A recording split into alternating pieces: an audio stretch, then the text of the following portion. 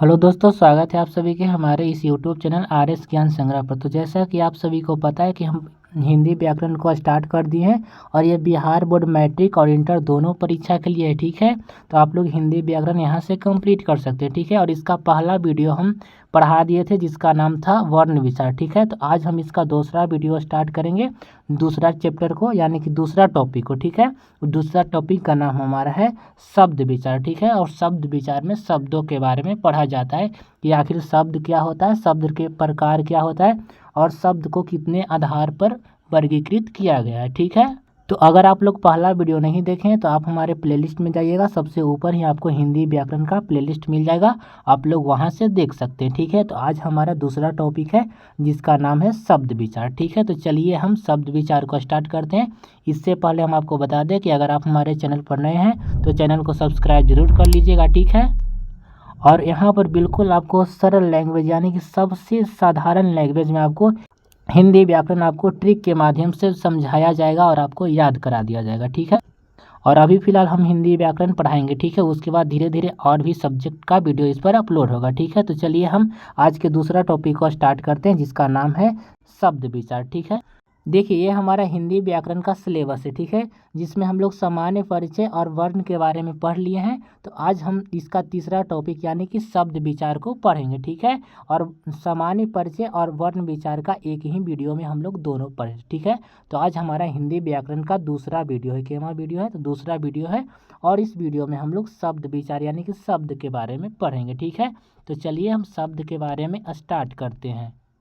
तो देखिए कल के वीडियो में हम लोग यहाँ तक पढ़े थे और आज हम शब्द से स्टार्ट करेंगे। ठीक है, और आप लोग को क्या करना है कि आपको पूरा वीडियो को देखना है, समझना है और आपको अपने कॉपी में नोट कर लेना है। ठीक है, तो चलिए हम आज शब्द को स्टार्ट करते हैं। ठीक है, सबसे पहले हम लोग जानेंगे कि शब्द क्या होता है। ठीक है, तो देखिए वर्णों या ध्वनियों के सार्थक मेल को शब्द कहते हैं। ठीक है, सार्थक मेल का अर्थ होता है यानी कि जिसका अर्थ निकले। ठीक है, सार्थक का अर्थ ही होता है कि जिस शब्द का अर्थ निकलना चाहिए। जैसे हम आप लोग को बोल दें कि बताइए कि कमल, क्या लिखा हुआ है कमल, जैसे हम लोग कमल कैसे बनाते हैं तो क प्लस क्या म और प्लस ला। ठीक है, ये तीन वर्ण है और तीनों को मिला करके हमारा क्या बन गया तो कमल बन गया। ठीक है, कमल बन गया, और कमल क्या होता है इसका कोई अर्थ होता है यानी कि कमल एक फूल होता है। ठीक है, तो इसका अर्थ निकल गया। तो वही है कि वर्णों या ध्वनियों के सार्थक मेल को ही शब्द कहा जाता है। एग्जाम्पल में कमल, किताब,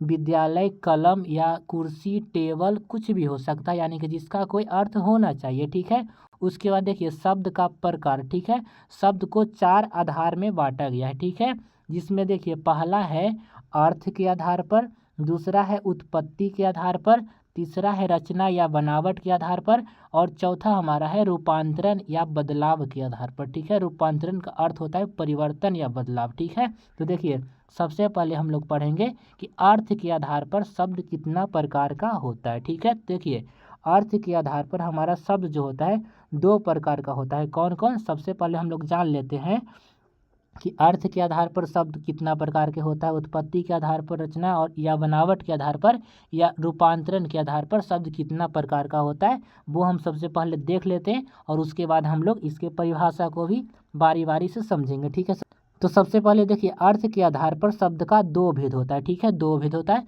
जिसमें पहला का नाम है सार्थक शब्द और दूसरा का नाम है निरर्थक शब्द। ठीक है, तो अर्थ के आधार पर शब्द का दो भेद होता है। ठीक है, इसका परिभाषा भी हम लोग जानेंगे। सबसे पहले हम लोग जान लेते हैं कि उत्पत्ति के आधार पर शब्द कितना प्रकार का होता है तो चार प्रकार का। पहला तत्सम, दूसरा तद्भव, तीसरा देशज और चौथा हमारा है विदेशज। ठीक है, नेक्स्ट हमारा है रचना या बनावट के आधार पर शब्द तीन प्रकार के होता है। ठीक है, पहला का नाम है रूढ़ शब्द, दूसरा का नाम है यौगिक शब्द और तीसरा का नाम है योग रूढ़ शब्द। ठीक है, और नेक्स्ट हमारा सबसे लास्ट था रूपांतरण के आधार पर शब्द के दो भेद होते हैं, जिसमें पहला हमारा है विकारी शब्द और दूसरा है अविकारी शब्द। ठीक है, तो आप लोग जान गए कि किसके आधार पर शब्द कितना प्रकार का होता है। ठीक है, अर्थ के आधार पर शब्द दो प्रकार का होता है। ठीक है, सार्थक और निरर्थक। ठीक है, तो हम आपको बारी बारी से सभी आधार के बारे में बताएंगे। ठीक है, तो सबसे पहले हम लोग पढ़ेंगे कि अर्थ के आधार पर शब्द को दो भागों में बांटा गया है, सार्थक शब्द। ठीक है, तो चलिए हम लोग सार्थक शब्द का परिभाषा देखते हैं। ठीक है, तो देखिए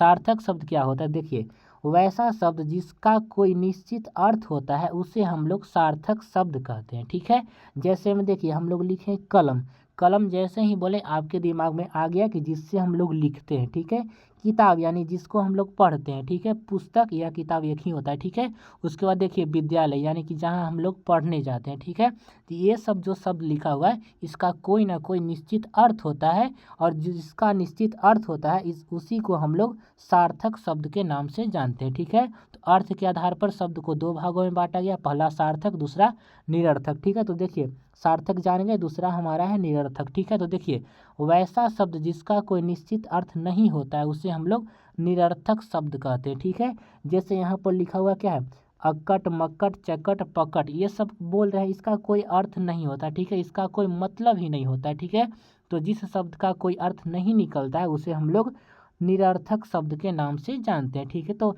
आप लोग जान गए कि अर्थ के आधार पर शब्द दो प्रकार का होता है, पहला सार्थक और दूसरा निरर्थक। ठीक है, और देखिए यहाँ पर एक पॉइंट लिखना भूल गए हैं। ठीक है, यहाँ पर लिखना चाहिए कि उत्पत्ति के आधार पर शब्द के चार प्रकार होता है। किसके आधार पर, तो उत्पत्ति के आधार पर। ठीक है, उत्पत्ति के आधार पर शब्द के चार प्रकार होता है। ठीक है, उसमें से सबसे पहला हमारा है तत्सम। क्या है, तो तत्सम शब्द है। ठीक है, और तत्सम शब्द किसे कहते हैं, देखिए संस्कृत के वे शब्द जो हिंदी में बिना परिवर्तन किए उपयोग किए जाते हैं उसे हम लोग तत्सम कहते हैं। ठीक है, यानी कि इसका शॉर्ट ट्रिक हम आपको बता देते हैं कि आपको कैसे पहचानना है कि शब्द तत्सम है या तद्भव। ठीक है, तो देखिए तत्सम में क्या आ रहा है, तो सा रहा है, क्या आ रहा है, सा आ रहा है। तो आप लोग सा से याद रखिएगा संस्कृत, क्या याद रखिएगा, तो संस्कृत। ठीक है, तो देखिए जो शब्द दिखने में संस्कृत जैसा लगता है उसे हम लोग क्या कहते हैं, तो तत्सम कहते हैं। ठीक है, इसका शॉर्ट ट्रिक है कि जो शब्द दिखने में संस्कृत जैसा लगे उसे हम लोग तत्सम कहते हैं। ठीक है, जैसे देखिए मयूर, ठीक है, ये संस्कृत भाषा का शब्द है। अश्व, ठीक है, पुष्प, ठीक है, गृह, कर्पूर, हस्त, सूर्य। ठीक है, चलिए ये तो आप लोग जान गए कि तत्सम किसे कहते हैं। ठीक है, तत्सम शब्द किसे कहते हैं। ठीक है, और दूसरा देखिए इसका विपरीत यानी कि उसका उल्टा ही होता है तद्भव। ठीक है, तो तद्भव शब्द किसे कहते हैं, देखिए तत्सम के बिगड़े रूप को ही तद्भव कहा जाता है। ठीक है, यानी कि वैसा शब्द उसमें क्या था, संस्कृत जैसा लगता था और इसमें हिंदी जैसा प्रतीत होगा। ठीक है, तो वैसा शब्द जो दिखने में हिंदी जैसा लगता है उसे हम लोग क्या कहते हैं, तो तद्भव कहते हैं। क्या कहते हैं, तो तद्भव कहते हैं। ठीक है, जैसे देखिए मोर, मयूर संस्कृत था और मोर हमारा क्या है, तो हिंदी है। अश्व का मतलब घोड़ा, देखिए उसमें था अश्व, यहाँ पर घोड़ा हो गया। ठीक है, उसमें था पुष्प और यहाँ पर फूल हो गया। ठीक है, उसमें था गृह और यहाँ पर घर हो गया। ठीक है, तो जो तत्सम और तद्भव जो है एक दूसरे के विपरीत है। ठीक है, तो तत्सम में संस्कृत जैसा शब्द रहेगा और तद्भव में कैसा रहेगा, तो हिंदी जैसा आपका शब्द रहेगा। ठीक है, तो दो प्रकार हो गया, उत्पत्ति के आधार पर चार प्रकार का होता है, तो दो प्रकार हो गया, तत्सम, तद्भव।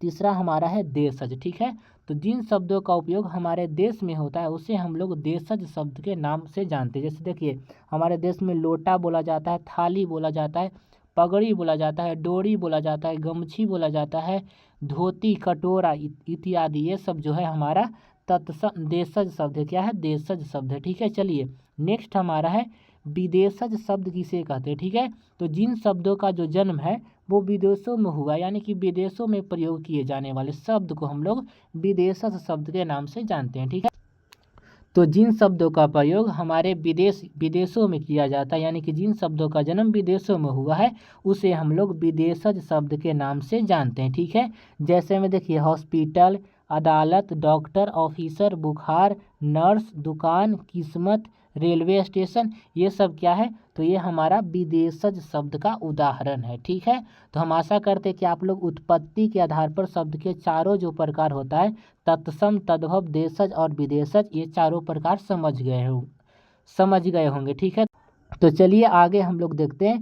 ये जो हमारा है अगला हमारा है किस चीज़ के आधार पर, तो देखिए नेक्स्ट हमारा है रचना या बनावट के आधार पर शब्द चार प्रकार का होता है। कितना, सॉरी चार प्रकार का नहीं, तीन प्रकार का होता है। ठीक है, तीन प्रकार का। ठीक है, गलती से हम बोल दिए। रचना या बनावट के आधार पर शब्द कितना प्रकार का होता है, तो तीन प्रकार के, और उत्पत्ति के आधार पर चार होता है। ठीक है, तो रचना या बनावट के आधार पर शब्द तीन प्रकार का होता है। ठीक है, जिसमें से पहला का नाम है रूढ़ शब्द और दूसरा का नाम क्या है, देखिए इसमें पहला का नाम है रूढ़ शब्द, दूसरा का नाम है यौगिक शब्द और तीसरा का नाम है योग रूढ़ शब्द। क्या नाम है, योग रूढ़ शब्द। किसके आधार पर, तो रचना या बनावट के आधार पर। ठीक है, तो चलिए यहाँ से हम लोग पढ़ते हैं सबसे पहला कि रूढ़ शब्द क्या होता है। ठीक है, तो देखिए जिन शब्दों के खंड या टुकड़ा करने पर कोई अर्थ नहीं निकलता है उसे हम लोग क्या कहते हैं, तो रूढ़ शब्द कहते हैं। ठीक है, जिन शब्दों का खंड या टुकड़ा करने पर कोई अर्थ नहीं निकलता है उसे हम लोग रूढ़ शब्द के नाम से जानते हैं। ठीक है, जैसे देखिए यहाँ पर नाक लिखा हुआ है। ठीक है, और नाक का हम लोग टुकड़ा करते हैं तो ना और प्लस का, बताइए ना का कोई अर्थ नहीं होता और का भी कोई अर्थ नहीं होता। ठीक है, जैसे हम लोग बोले ना का मतलब क्या होता है, कोई अर्थ नहीं होता है, और का मतलब भी कोई अर्थ नहीं होता। ठीक है, तो वही हम बोले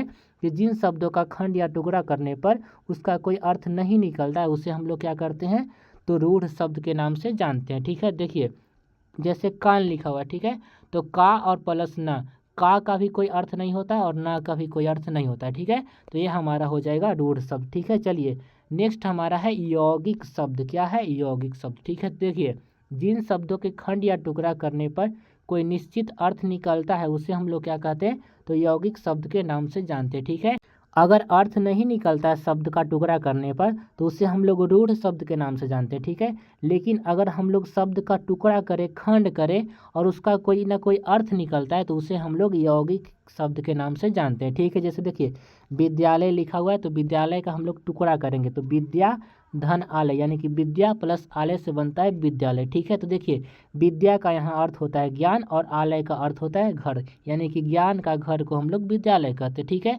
अगला है विद्यार्थी, तो विद्या प्लस अर्थी, यहाँ पर विद्या का अर्थ ज्ञान होता है और अर्थी का अर्थ धारण करने वाला या जिसमें विद्या का गुण हो। ठीक है, उसे हम लोग विद्यार्थी कहते हैं। ठीक है, चलिए नेक्स्ट हमारा है योग रूढ़ शब्द। ठीक है, योग रूढ़ शब्द में क्या होता है, तो वैसा यौगिक शब्द रहना चाहिए, यानी कि जिसका कोई अर्थ होना चाहिए। ठीक है, वैसा यौगिक शब्द जो अपना साधारण अर्थ को छोड़कर एक विशेष अर्थ को धारण कर लेता है उसे हम लोग योग रूढ़ शब्द के नाम से जानते हैं। ठीक है, इसका डिफिनेशन क्या है, तो वैसा यौगिक शब्द जो अपना साधारण अर्थ को छोड़कर एक विशेष अर्थ को धारण कर लेता है उसे हम लोग योग रूढ़ शब्द के नाम से जानते हैं। ठीक है, जैसे देखिए इसका एग्जाम्पल यहाँ पर है, जैसे देखिए इसमें पहला शब्द है गजानन। ठीक है, और गजानन अपने अर्थ को छोड़कर एक विशेष अर्थ को धारण कर लिया जिसका नाम होता है गणेश। ठीक है, और इसी को हम लोग योग रूढ़ शब्द के नाम से जानते हैं। ठीक है, यानी कि जो शब्द अपना साधारण अर्थ को छोड़कर एक विशेष अर्थ धारण कर लेता है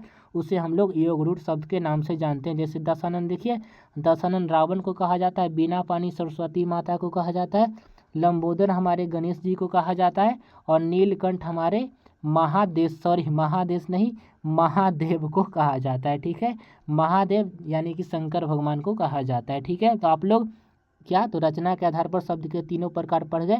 पहला हमारा था रूढ़ शब्द। ठीक है, दूसरा था यौगिक शब्द और तीसरा हमारा योग रूढ़ शब्द था। ठीक है, तो ये आप लोग तीनों जान गए।